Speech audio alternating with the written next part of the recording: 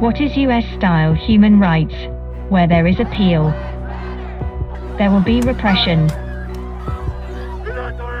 To respond to demands with suppression, that's the answer.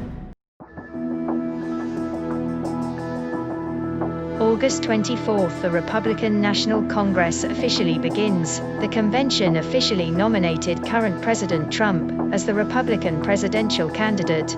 The official nomination is Trump's most exciting highlight in 2020. However, while Trump was in a state of excitement, the vicious gunfire of 7 black shots, fired by American police in Kenosha, Wisconsin, immediately broke the president's highlight moment.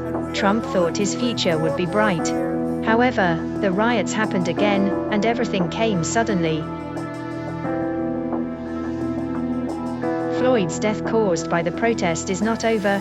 Another city in the United States is in chaos because of new racial issues. This time, the conflict between the white and the black was intensified to the peak.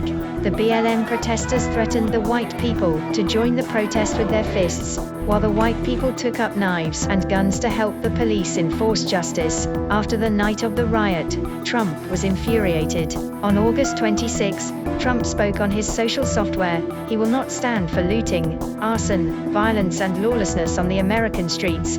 His team just called Evers, and he agreed to accept federal. Also on the 26th, Vice President Pence quickly followed the president's attitude, saying, "Violence must stop, whether in Minneapolis, Portland or Kenosha.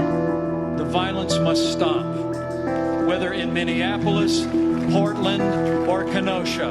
The implication is that the White House will not take the initiative to resolve the contradictions in the face of the anger of the protesters, but will respond to the demands with suppression. The day before, Trump had just spoken hard to the protesters in Wisconsin and wanted to send the National Guard to calm down. I am taking immediate presidential action to stop the violence and restore security and safety in America. But today, he erected a strong-to-meter high wire fence near the White House. Clearly, Trump does not want any accidents before the election.